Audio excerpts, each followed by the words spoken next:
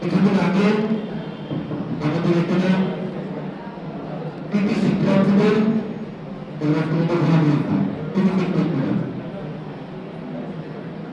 সেখানে আমাদের অনেক শিক্ষার্থী তারা বিভিন্ন বিশ্ববিদ্যালয়, সেটা মেডিকেল, ইঞ্জিনিয়ারিং, আমাদের অন্যান্য পাবলিক ইউনিভার্সিটিতে তারা চান্স পেয়েছে।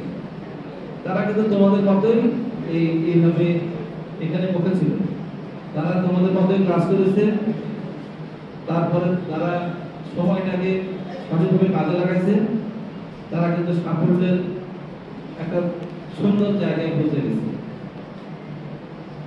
আমাদের প্রত্যেকটা সফলতাকে এনজয় করতে হবে, তার জন্য আমাদের অনেক পরিশ্রম করতে হবে।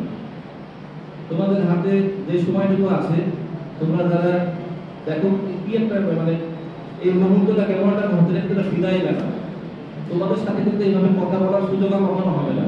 এইভাবে প্রাতিষ্ঠানিক একটা ফর্মাল অনুষ্ঠানে আমি সবার সামনে কথা বলবো, এই সুযোগ আর কখনোই হবে না। এটা হলো একবারই ঘটে, এটা সেই একবার ঘটছে। আমাদের কোনো অবস্থাকেই ছোট করে দেখার কোনো সুযোগ নেই, এটা অনেক বড় একটা ইভেন্ট। এখন যে কথাগুলো বলা হচ্ছে, এইটা তোমরা যদি ঠিক মতো মাথাতে, আমরা অনেক কথা বলেছি, আবারও হয়তো বা সাক্ষাতে কথা হবে, কিন্তু এই কথাগুলো এইভাবে আর বলার সুযোগ হবে না। তোমাদের কাছে যে পরামর্শটা এখন, এটা হলো যে এই পরীক্ষা তোমাদের 26 থেকে শুরু হবে, তাই না? 26 থেকে শুরু হবে। পরীক্ষার জন্য এখন সর্বাত্মক আত্মনিয়োগ করতে হবে, একেবারে ফুল প্লেসে, এখানে কোনো অপশন নাই। পরীক্ষায় তোমাদের একমাত্র ধ্যান এবং জ্ঞান। এবং এখন হচ্ছে বর্ষাকাল, বৃষ্টিতে ভিজলে কিন্তু অসুস্থ হয়ে যাবে, অসুস্থ হয়ে গেলে সকল প্রস্তুতি একবারে শেষ হয়ে যাবে। এই জন্য অসুস্থতা তোমাদের অবশ্যই এমনভাবে থাকতে হবে যেন আল্লাহর রহমতে তোমাদের অসুখ বিসুখ না হয়। আমরা সবার সুস্থতা কামনা করি।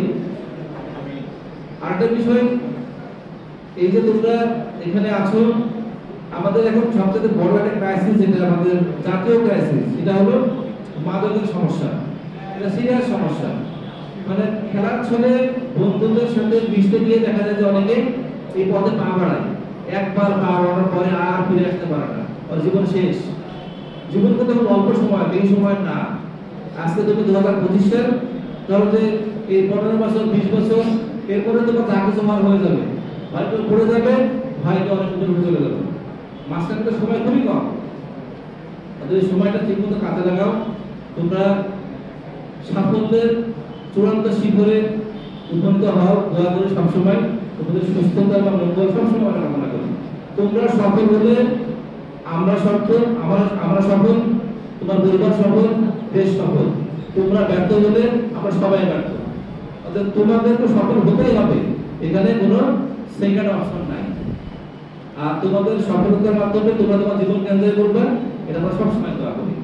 তো সবাই ভালো থাকো, তোমাদের জন্য অনেক অনেক শুভকামনা। আল্লাহ হাফেজ।